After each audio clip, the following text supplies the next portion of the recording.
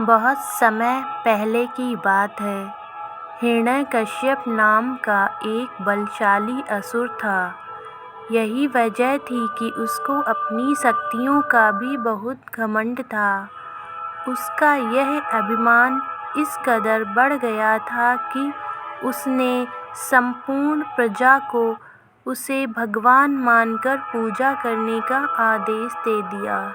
उसने यह भी कहा कि अगर उसके अतिरिक्त किसी और भगवान की पूजा की गई तो वह ठीक नहीं होगा।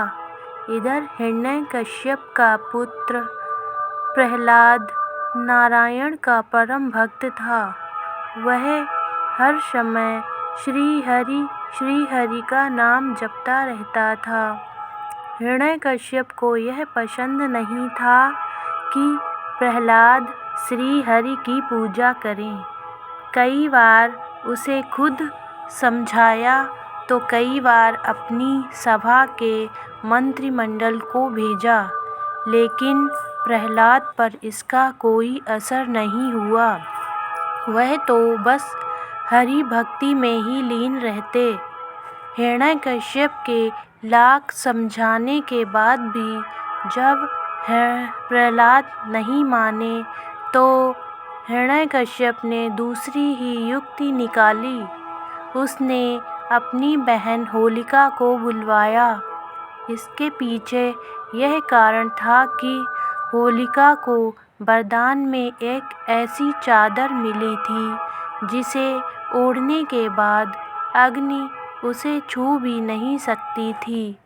हिरण्यकश्यप ने होलिका को यह आदेश दिया कि उन्हें प्रहलाद को अपनी गोदी में लेकर अग्नि में बैठना है, ताकि भगवान विष्णु का नाम लेने वाला प्रहलाद जलकर भस्म हो जाए, या फिर अग्नि के डर से वह हिरण्यकश्यप को अपना भगवान मानने लगेगा।